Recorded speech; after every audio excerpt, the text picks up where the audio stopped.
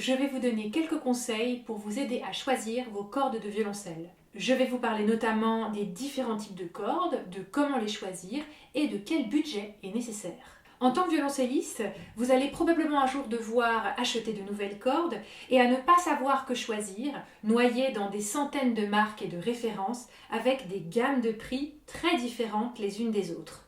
Alors, quels sont les types de cordes ? Il existe deux catégories de cordes que vous pouvez mettre sur votre violoncelle. Alors, tout d'abord, les cordes en boyau. À l'origine de l'histoire des instruments à cordes, il y a quelques siècles, quasiment toutes les cordes étaient faites de boyaux de mouton ou de bœuf. Et c'est toujours le cas aujourd'hui, quand vous achetez des cordes en boyau chez un luthier, elles sont faites en boyaux de mouton ou de bœuf. En général, les cordes en boyau sont utilisées par les musiciens qui jouent sur des instruments anciens, comme par exemple le violoncelle baroque. Elles offrent une sonorité très chaleureuse, mais elles sont sensibles à l'humidité, donc elles se désaccordent très facilement et très rapidement. Ces cordes peuvent être en boyau nu, c'est-à-dire avec juste le boyau. Donc vous voyez, c'est une couleur jaune parce que c'est vraiment du boyau pur. Elles peuvent être aussi filées, c'est-à-dire recouvertes d'un filetage de métal. En général, c'est de l'argent, du cuivre ou de l'aluminium. Le filetage permet, entre autres, de diminuer le diamètre de la corde, ce qui permet une plus grande facilité de jeu. Par exemple, sur un violoncelle baroque, on va souvent mettre du boyau nu sur les cordes de La et Ré, parce que les cordes sont suffisamment fines, mais on va mettre du boyau filé sur les cordes de Sol et Do pour améliorer la facilité de jeu. On peut mettre bien sûr du boyau nu sur les cordes graves, mais à ce moment-là, la corde sera beaucoup plus épaisse et donc plus molle, plus longue à la détente, donc plus difficile à jouer. La deuxième grosse catégorie de cordes rassemble les cordes synthétiques ou en métal. Leur utilisation est plus récente dans l'histoire de la musique et elles présentent un réel progrès par rapport aux cordes en boyau, c'est-à-dire qu'elles ne sont pas sensibles à l'humidité. Elles tiendront donc beaucoup mieux l'accord et seront beaucoup plus faciles à jouer. Donc si vous jouez avec un violoncelle moderne, vous allez probablement vouloir vous tourner vers ce type de cordes.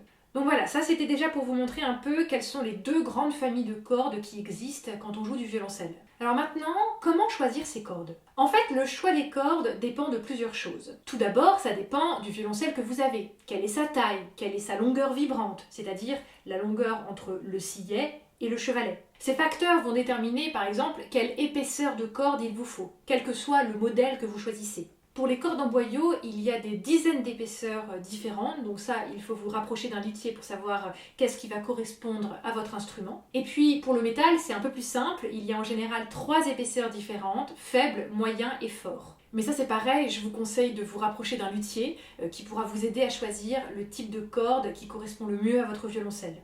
Ensuite, le choix des cordes, ça dépend un peu du violoncelliste que vous êtes. Peut-être que vous débutez sur un violoncelle d'études et que vous cherchez simplement quelque chose qui fonctionne, de pas trop cher et qui va juste pas vous casser entre les mains au bout de 15 jours. Peut-être que vous jouez depuis plusieurs années et que vous avez envie de faire de nouveaux essais pour chercher un meilleur son. Ça dépend aussi de là où vous vivez. Est-ce que vous vivez dans un endroit très humide ou dans une région tempérée ? Ça dépend aussi de votre rythme de travail. Est-ce que vous jouez 3 heures par jour ou 30 minutes 2 fois par semaine ? Tous ces facteurs joueront dans le choix de vos cordes et, encore une fois, c'est le conseil personnalisé d'un luthier qui vous permettra de choisir. Alors maintenant, quel budget pour vos cordes ? Je ne vais pas me lancer dans une comparaison des différentes marques de cordes existantes en vous donnant mon avis sur chacune d'entre elles, parce que déjà ce serait beaucoup trop long, il existe des centaines et des centaines de références, et puis je suis loin de toutes les connaître.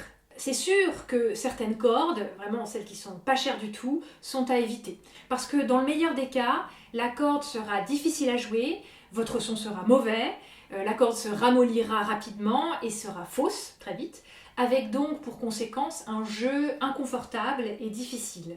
Et ça c'est dans le meilleur des cas, parce que dans le pire des cas, elle cassera très vite et vous serez obligé d'en racheter une autre. Donc, autant mettre un certain prix dans vos cordes pour avoir du matériel de qualité qui sonne correctement et qui durera longtemps. Vous trouverez bien sûr dans la description des liens vers des cordes que je vous conseille qui sont en général des valeurs sûres avec un bon rapport qualité-prix et une bonne longévité.